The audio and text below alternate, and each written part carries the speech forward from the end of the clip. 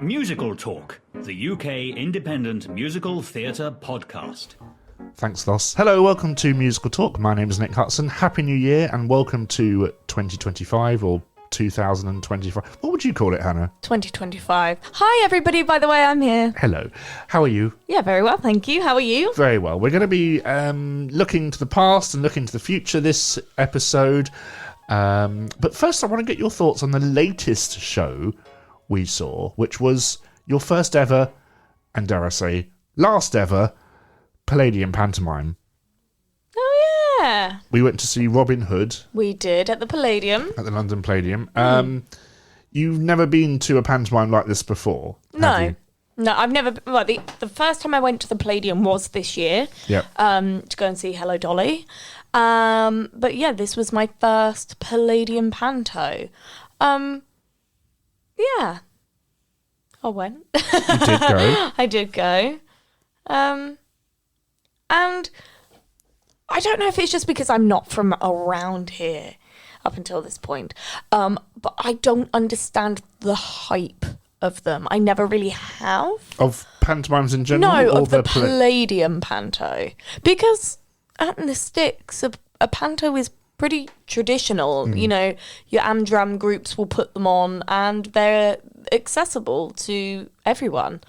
And a good part of the festive and Easter seasons. So I've never understood why the Palladium pantomime was something that was so hyped when it's just another pantomime.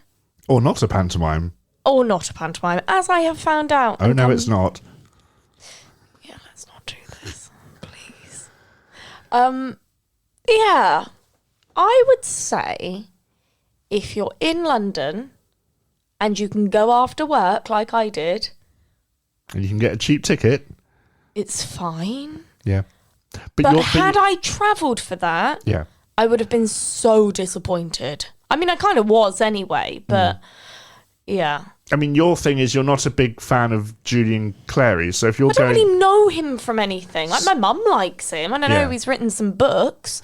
But if you're going to a pantomime that is essentially, and always has been, the Julian Clary show, it's a bit kind of... He didn't do that much in it.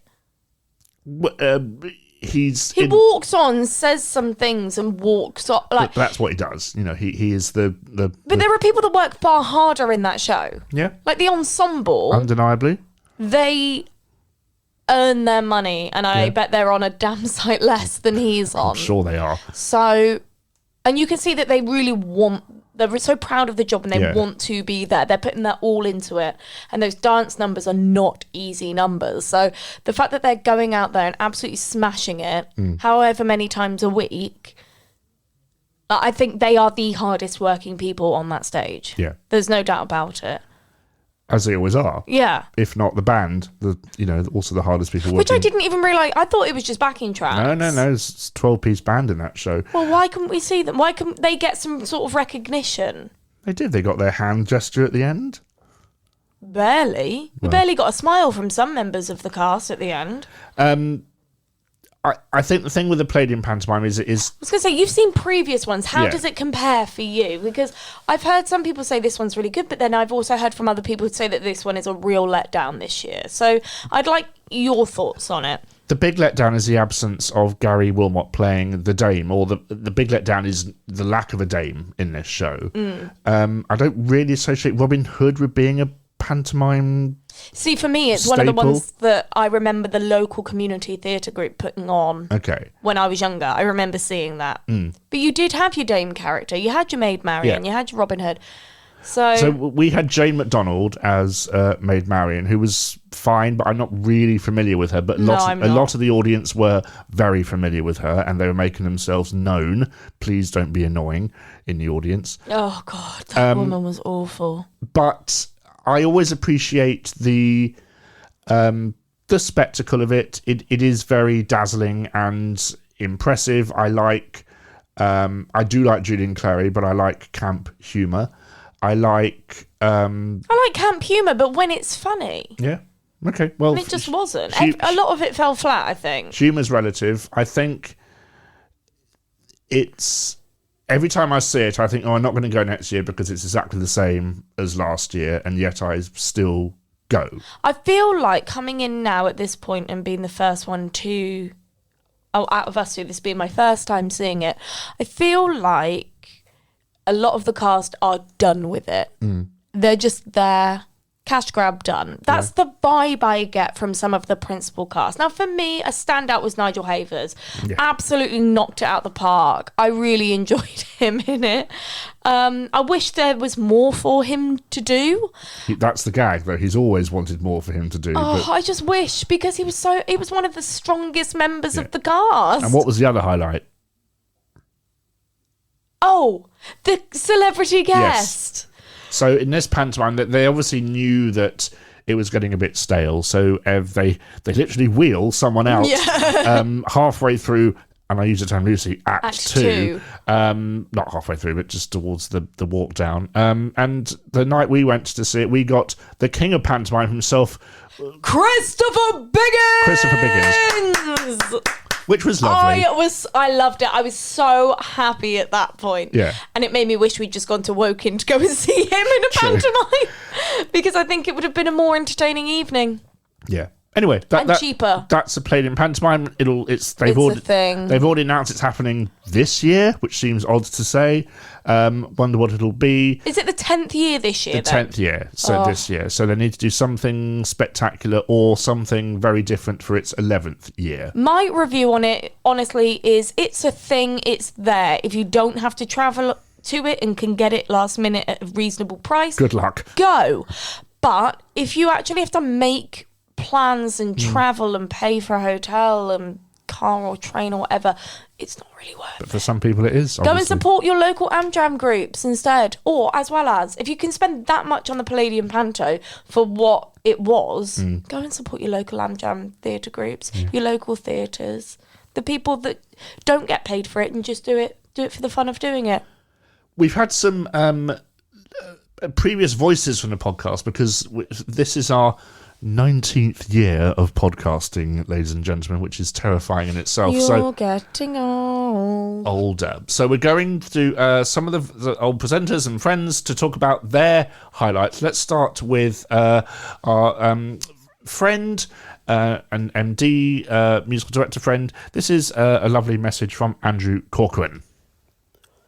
Hello, Andrew Corcoran here. I've been musical director for Come From Away for the past year on tour and alumnus of MusicalTalk. So lovely to be back on. Nick asked me about what was my highlight of 2024. I haven't seen very much because I've been on tour, which obviously makes Come From Away a year-long highlight. Just an amazing show to work on.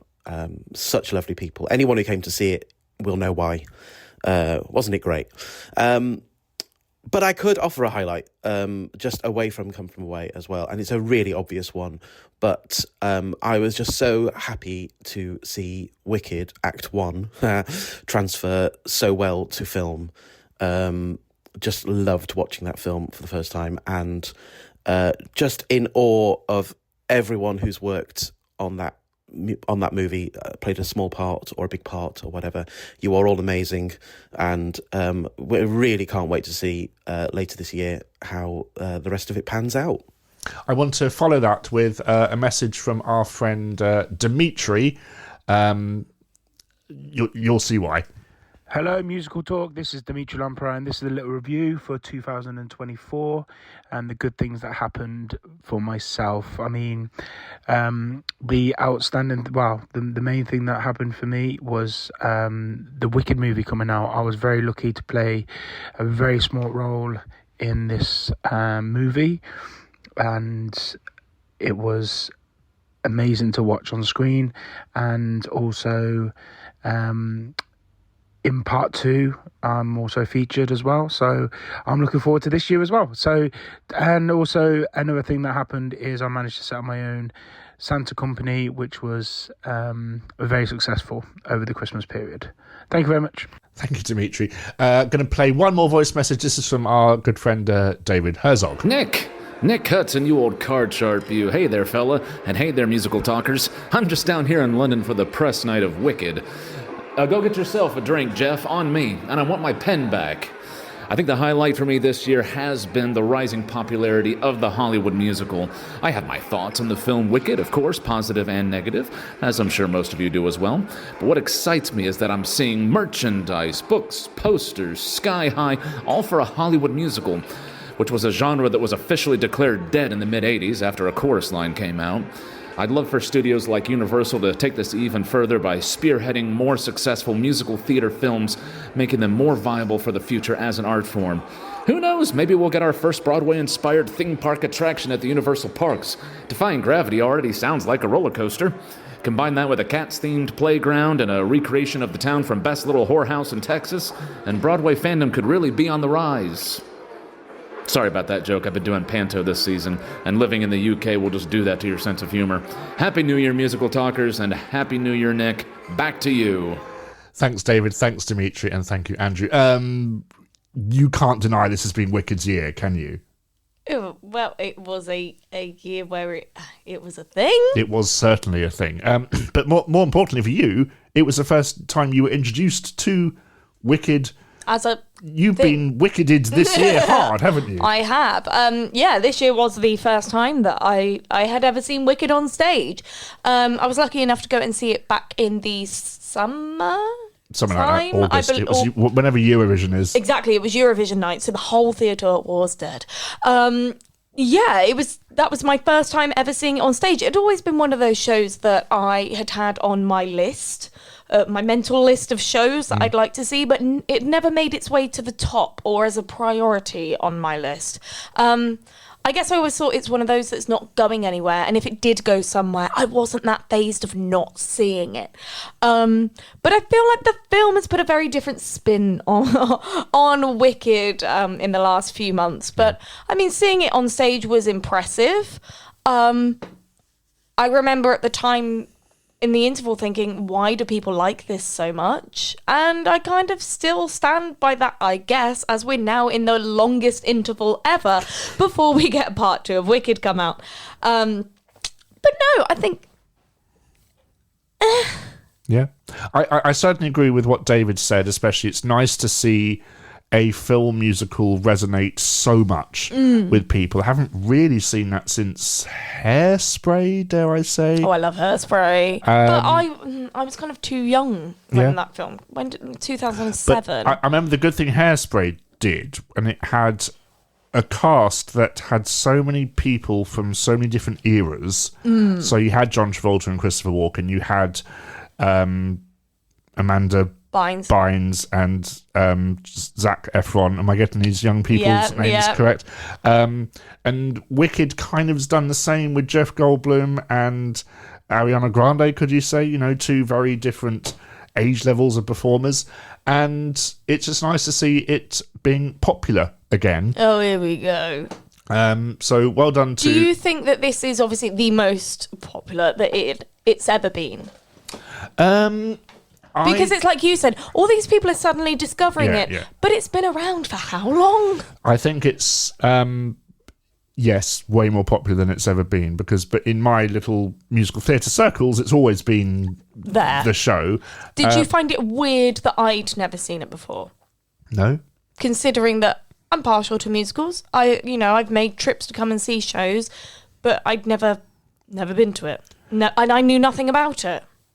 I think it's... I knew nothing of the story or anything. Are you a fan of The Wizard of Oz? I've seen it and I've made a Dorothy dress. Does that count? So you could say you're a slight fan of The Wizard of Oz. So therefore it's a bit strange that you haven't seen Wicked, but you're not in the vicinity to really go and see Wicked. I mean, it's always on tour and it's always been here. Because how old is it now? 25 years old. Yeah, so Ish. I was 2 when it came out. So I kind of haven't lived a life without it, to be honest. I mean, it's always been there. I'm glad I saw it. I remember you saying at the end of the film you were annoyed that you thought the film was quite good. Probably. Do you know, the film's one of those things, I think back about it, and because we're not those people, I've been to see it 8 times, and on my 8th rewatch, I can't remember a lot of it, because we only went the once. Yeah. But it's not one of those that I'm now like, I have to watch it now it's available at home. It's my one and done. Do you know what I mean? We do have an episode based on it, listeners, so you can go back and listen to that. And we have episodes based on a lot of the shows we've seen this year. Before we end this Wicked one, though, Yes. I do find it interesting. Obviously, I know we went on Eurovision night, so it was Yes. going to be quieter. However, that theatre, would you say is the wrong place for it, or would you say it would now be full every night? It's generally full. Because when we went, Yeah. it felt like there were about 8 other people up in the circle. Yeah, I think that's unfair on the show. I think that was 100% due to circumstance. Okay.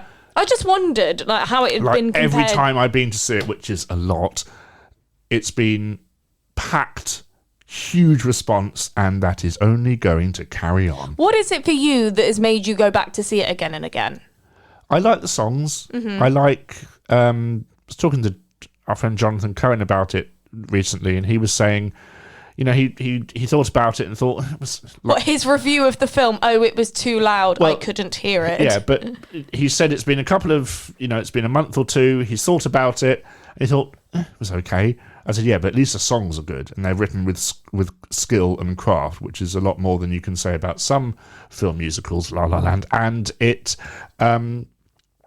delivers on that aspect, and I've always liked I liked it. the costumes in the film. Hats off to the costume designers and the the costumes in the stage show as well. wig makers. Yeah. Because there's detail to it, and that's what I appreciate. Yeah. So there's always something you can find in a show that... If in doubt, look at the shoes. if in doubt, look at the lighting. So we got a list of about 17 shows. We're not going to talk about all of them because we have mentioned most of them on the podcast. But Musical Talk 2024, between the two of us, it's been in no specific order. The Witches. I went to Arts Edge to see a production of Pippin that my friend Ziggy directed. We saw Sherwood Smith on the opening night. We went to the Priscilla Party. You saw Chitty Chitty Bang Bang on tour, Hannah. I did. We saw Wicked. We saw Frozen. We saw Moulin Rouge. I saw Starlight Express. We saw Hello Dolly. I saw Barnum. We saw Why Am I So Single? We saw Sister Act. We saw Drag Peter Pan. I saw The Producers recently at the Many a Chocolate Factory. Talk about that in a future episode. Robin Hood, Pantomime, Little Shop of Horrors, and you went to see Aladdin. And breathe, Nick. Breathe. Breathe. We asked before recording, I asked you what your highlight was, and you said... I'd probably say Hello Dolly. And that's our review. That's the year. No, because for me, I mean, Hello Dolly was one of those shows where I knew the title song.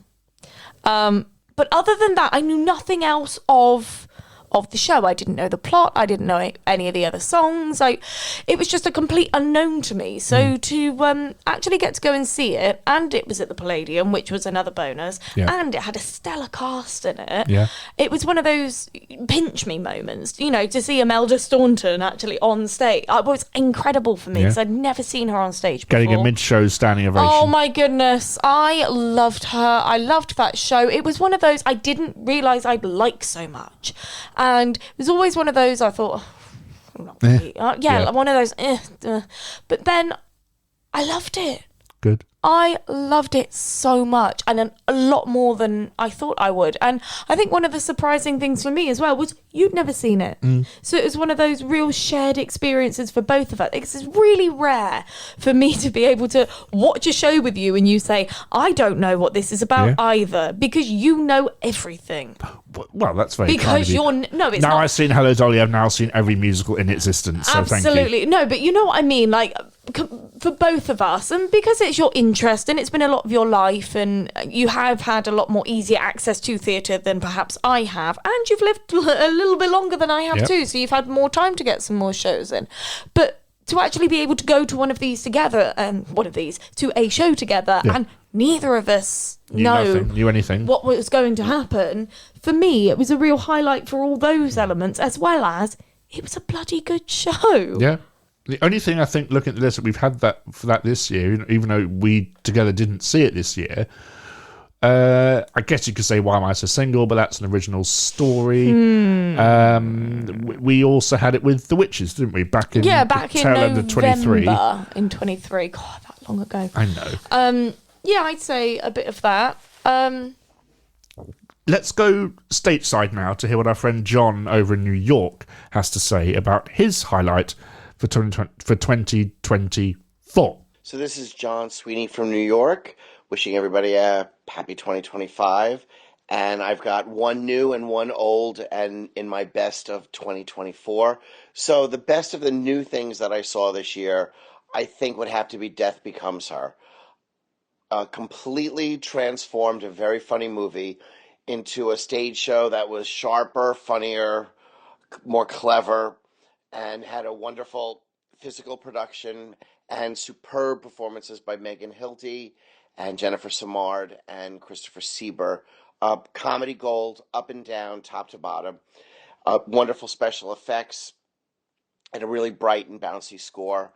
As far as revivals go, I would have to say, hands down, it was clearly Jamie Lloyd's Sunset Boulevard from London. Rarely have I seen a piece so thoroughly rethought and reworked.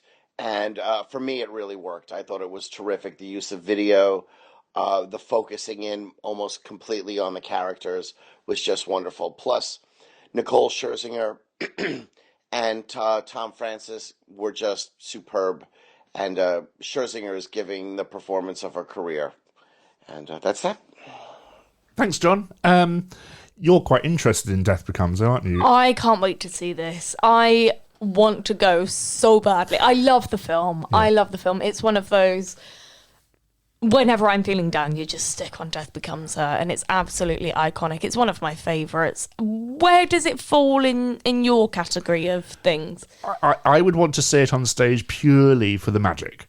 Fair enough. How well do you know the film without having to go and rewatch? Saw it once, so I would. Have you only seen it once? But then I wouldn't want to rewatch it because John said the script for the musical is better and even funnier than the film. I don't know anything about the stage show because I want it to be, I love things to be a complete surprise to me, but I hope that it still opens in the same way with Meryl's classic I See Me number, but I feel like it won't, but I hope it does. Well, we're not going to find out unless it comes here, so hopefully if it's any good, it will. I hope it does. I really hope it does, because it's one of those that keeps popping up as being advertised, and every time I see that it's Broadway, I'm like... Did you have any desire to see Nicole Scherzinger in Sunset Boulevard? No. If I were to see Sunset Boulevard, my big thing would be to see Glenn Close do it. I am such a huge Glenn Close fan, and she still wants to do the film, even though she's 77 years old. She wants to play a 50-year-old. She could do it. Okay, she could do it. I love Glenn Close so much. Yeah, and I know she did it, didn't she? Not too long. Well, I say not too long ago. Probably back before COVID. Now, wasn't it? That she did do. She came back and did do. Possibly her turn as Norma Desmond, but you know, I think for me, it's seeing the right person in the role, and Nicole Scherzinger for me, not really the kind of. If John goes by what. I mean, it may have been very good, and people. She sounds excellent in the album, I will say. Okay. And I did see her in Cats, and she did do Memory very well. There's no denying she's got a good voice. Just maybe not my interest. But then a lot of things that I have seen, I thought maybe aren't my interest, and I've enjoyed them. So yeah, I'm torn with it because I would want to see the original production with either Elaine Page or Glenn Close, or no, Patti Poma's Evita wasn't. I'm getting confused. It's late on a Monday night, listeners. With the full set and the lushness of it all, I wouldn't really want to see the weird black and white, we're all in T-shirts production. Ooh, is that how they do it? Yeah. No. And it's famous for, there's a bit where I think Act 2 opens and they're filming the guy singing the song and he's walking outside the theatre like they did in opening night. I thought that was really clever. I do kind of like that. But everyone thinks it's so original. And now Jamie Lloyd is going to be directing Evita at the London Palladium this summer. It's another show I don't know anything about. Yeah. I know the remix version of Don't Cry For Me Argentina. And I'm worried it's going to be all done with, they'll all be wearing T-shirts and it'll be black and white and film footage and stuff. Hopefully Jamie Lloyd will surprise people and do it differently. But We're going to hear from our friend Jen Green, a lovely voice in the past. This is what she has to say about 2024. My name's Jen Green. There were so many exciting things that happened in UK musical theatre in 2024, but my highlight was Benjamin Button opening in the West End. I saw the first production of this beautiful show at the Southwark Playhouse in 2019 and have followed it ever since. I hope that it continues to stun audiences for years into the future, and do go see it if you haven't already. Thanks, Jen. Not a show I've been familiar with. I've always thought it would make a good musical, but I appreciate what Jen feels like, because she's done that lovely thing where you see a show in its very infancy and you follow it until it makes itself until it becomes massive. And we forgot to add Matilda onto that list, because we did return to Matilda, and the film came out last year. Did it come out last year, or was it the year before? I can't remember. With me? Time is a weird thing. Do you have any interest in seeing The Curious Case of Benjamin Button, the musical? No, I started to watch the film, and it just... No, I turned it off. Wasn't for me. Bit weird seeing Old Man Baby. And, yeah... As opposed to Old Man River. Old Man Baby... No, I just thought it was a bit odd. I mean, it's a book as well, isn't it? Yeah. Yeah, I'd probably read the book first before doing anything else. That's just me, though. People do say it's excellent, though. Didn't you as well? See, was The Time Traveller's Wife, was that this year? Did you go to that? I think so, yes. Shows how good it was that I completely forgot about it. You missed it off the list. It's only because I was thinking of that kind of a... Folky musical. But I think it's done well. Sorry. What, Benjamin Button? Yeah. Yeah. And it's extended again. They've just announced that, so well done to them. I think I guess it works well. I'm intrigued the more that I hear about it, I will say. And I think maybe it's one of those things that as a different media form, being a musical, it might actually appeal to me a bit more than just sitting and watching a film that you have the opportunity to turn off. You know what I mean? Apparently it's very beautiful. Fair enough. If that means nice sets and costumes, I'm in. Let's go stateside again, and let's hear our final voice message. This is from our good friend, Michael. Hey there, Musical Talk listeners. It's Mike Shapiro. My musical theatre highlight of 2024 happened at the Edinburgh Fringe. And as a brief note, you can hear ongoing coverage of that festival right here on Musical Talk. My Fringe favorite this year wasn't a conventional musical, but an opera. And it wasn't a traditional Western opera, but a Chinese folk opera called The Legend of the White Snake.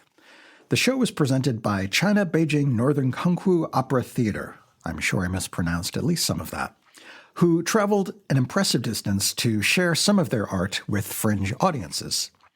Now, this was a musical story full of exotic mythology, with shape-shifting demigods, evil monks who are also sorcerers, nature spirits, epic journeys. There was a lot. But beneath all the mythological trappings were timeless emotional themes: love, yearning, envy, and the dangers of hiding one's true, authentic self. And while traditional Chinese operatic singing can sound strident to the Western ear, I found that when presented with full context, I was able to accept this unfamiliar musical language and feel the intentionality behind it. The story was simultaneously strange and familiar, jarring and touching, ancient and avant-garde. Ultimately, it was a love story set to music and with sword fights. And that is my cup of tea. Does sound epic. Thank you, Michael. I love that we have the Edinburgh Festival Fringe in Edinburgh every year, and A, I love that Musical Talk covers it in great depth, and B, I love that you get absolutely bizarre, wonderful sounding stuff like that. Definitely. Yeah. You're looking at me very blankly there. What are your thoughts? What are my thoughts? The Fringe has always been something I'm aware of, but I don't really know what it's about. I know that a lot of comedians start out there, and I know that my old bosses would make the effort to go there every year from the other end of the UK. Yeah. So, I mean, it's clearly got its draw and its appeal, but I'm still a little bit lost on it. I know it's a great thing and it does wonderful things. It's the world's largest arts festival, and I think that sums it up perfectly. You cannot move for people thrusting pamphlets in your face or and they'll put shows on in. Why does that sound like my idea of hell? That reminds me of that bit in the In-Betweeners movie where they're walking down in Turkey or Greece or Ibiza or wherever they go, and they just have all these leaflets thrust in their face. And they will put shows on in the most bizarre venues, like public toilets. Do you know, I was just about to say, don't tell me in a toilet block. Probably. If there's a space, they will perform in it. So if you like that kind of everywhere is a stage, it's a great venue. And thank you to Michael for sharing his thoughts on that. And I'm sure you could hear more thoughts on that on this very podcast. That's 2024. We're now a couple of weeks into 2025. We don't have much planned, but there's one show that I'm very, very curious about. There's two that I'm intrigued for. Two? What's yours? That we both have tickets booked for. Yes. That you have booked for both shows. Yes. Yeah. And what are those? Coraline. Coraline, yes. Hercules. Hercules, yes. Woo! I forgot about Hercules. I was going to say I'm very curious about Coraline. How could you forget about Hercules? I was actually just scrolling through Facebook and I've already had 3 ads pop up for it. And I didn't even book the tickets. I'm more curious about Coraline because Hercules, I know... We know it's going to be incredible. Let's hope so, but I know the material. Yeah. I know the story. Yeah. I know the story of Coraline, sort of. Have you read the book? No, just seen the film a couple of years ago and was traumatised rather wonderfully by it, so I look forward to seeing what they're doing. And we're seeing it in Birmingham. I don't understand this. This is something about Coraline. Yeah. Okay, so my mum has seen it once, and she said that she thought it was horrible, that she didn't like it, and she'd never watch it again. Okay. I love it, and I don't think that it's gruesome or terrifying. I never have found it scary, and I've always wondered because I'm clearly weird in this way that I just fell in love with it. I wasn't traumatized, and. Does your mum like spooky, weird My stuff? mum just thought it was grotesque and horrible and that it shouldn't be for children. Is that why you like it? I don't know. But I just fell in love with it. So for you saying that you were slightly traumatized by it, like what I know you say, but I know it's got spiders in it and things, and the imagery is very.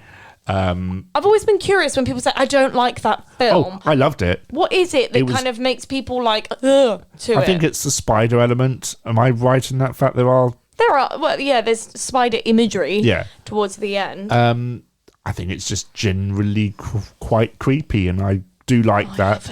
And I'd be interested to see how they do it on stage. You obviously have very high hopes for it, don't you? I do, and I hope that they do keep some of the original music from it as well. Yeah. There are a couple of songs in it too in the film, so I kind of hope that they don't disappear, because I think it's such a brilliant film, and we've seen it before where films get transferred and you lose a lot of what they were based on because they're trying to do something different for the stage, which I appreciate.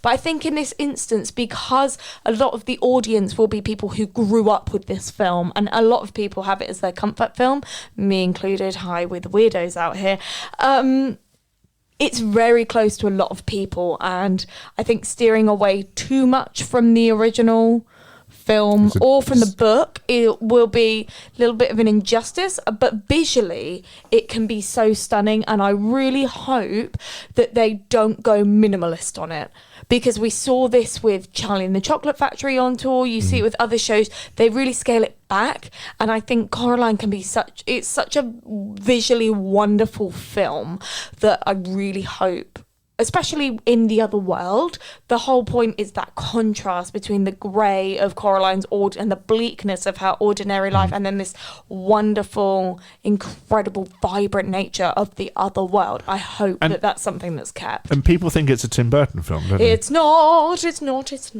But it looks like it. Yeah, it looks like it, but it isn't. What, because it's a creepy stop motion, it's suddenly a Tim Burton film? No, it's not. We're also seeing Hercules, which I'm looking forward to.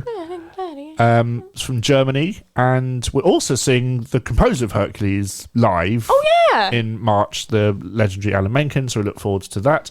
What's running now that you would like to see this year? Not a plug, but let me pull up Todaytix and I'll have a look and see what's on. Because you mentioned musicals being based on books and how they can mess it up, and The Devil Wears Prada shot into my head. Let's not go there. Let's not go there to the show, or let's not talk about it? Okay, so I'm one of the rare few that thinks the film of Devil Wears Prada is shockingly bad. Okay? Because I read the book first, and I will always stand by the fact that the worst thing they could have done was try to make a family-friendly film out of it. The book was one of the best books I'd ever read. And I remember... Like Wicked. I haven't read that book, but what I love now is, because I know quite a lot about it, is all these children that are suddenly realising it's also a book, going and reading it and being shocked. And I just find it hysterical. I love it.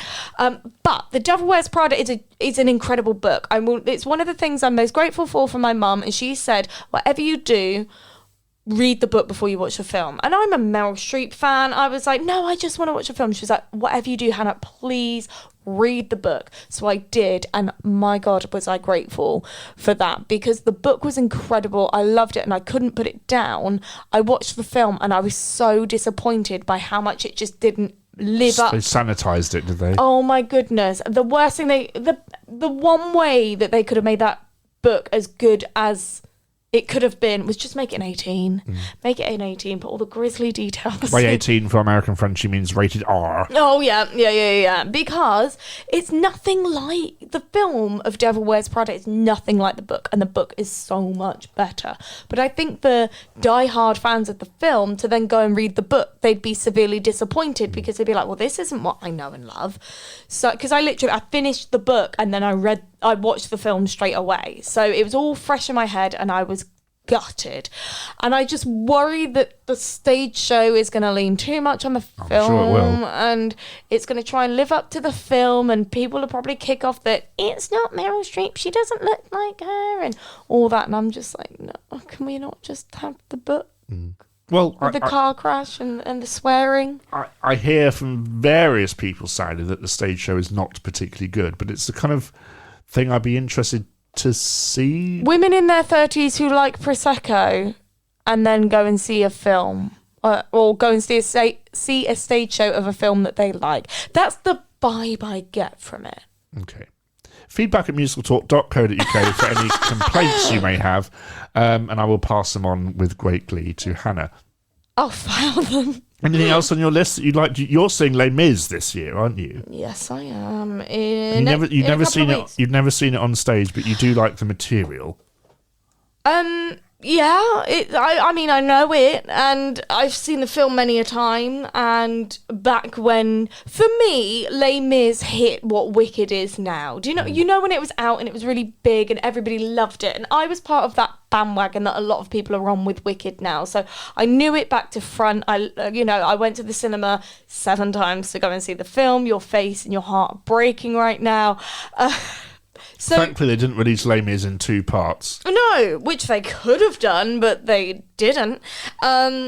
So, yeah, I'm excited to actually see it on stage. I know you're like, ugh, but it's because I have never seen it, and I'm interested to see actually how they do it, because a lot of the ones that I see televised as well are like the arena tours or the concert versions. So I'm quite interested to see how it's actually done as a show on stage.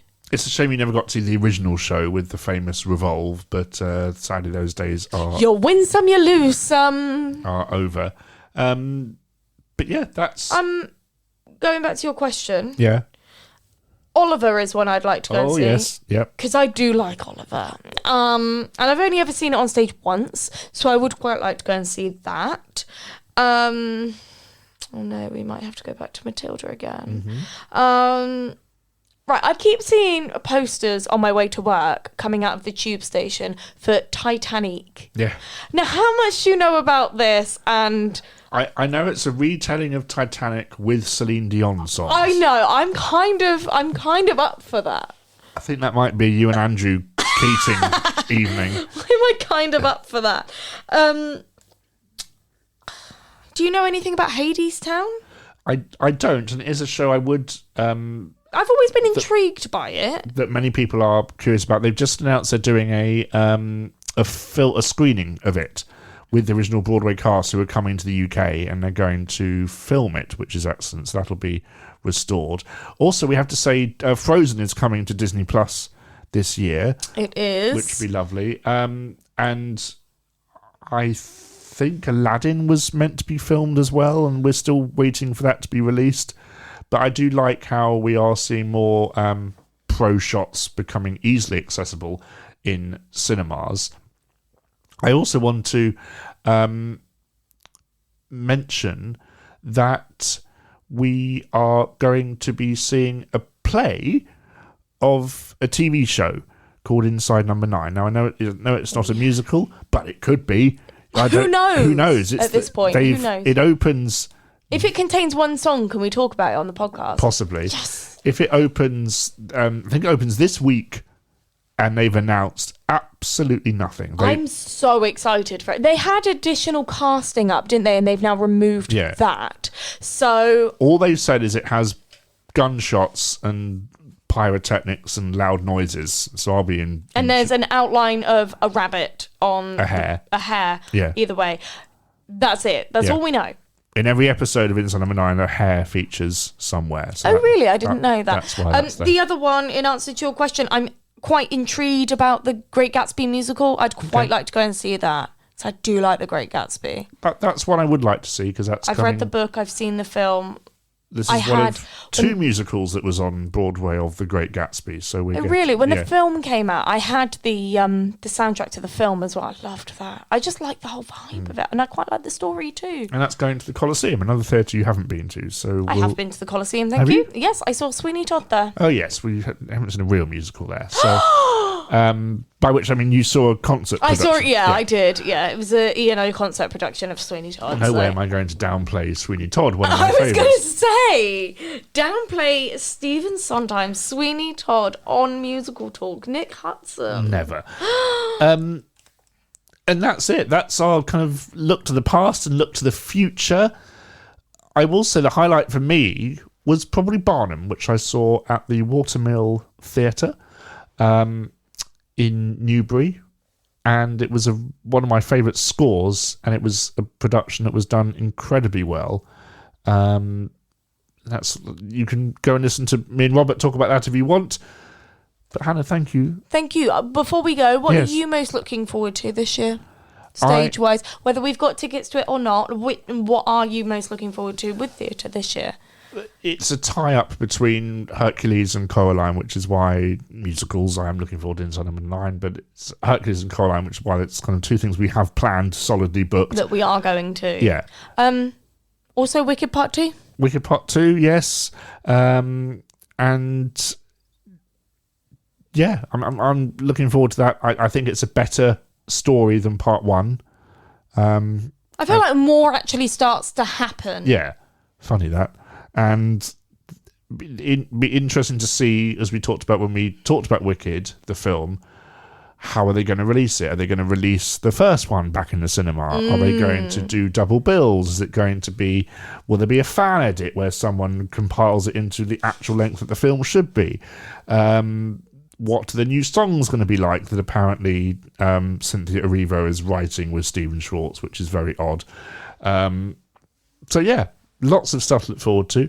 Let us know, listener, what your highlights of 2024 were and what you're looking forward to with regard to theatre and musicals in 2025. Hit us up with that at Musical Talk on theatre, on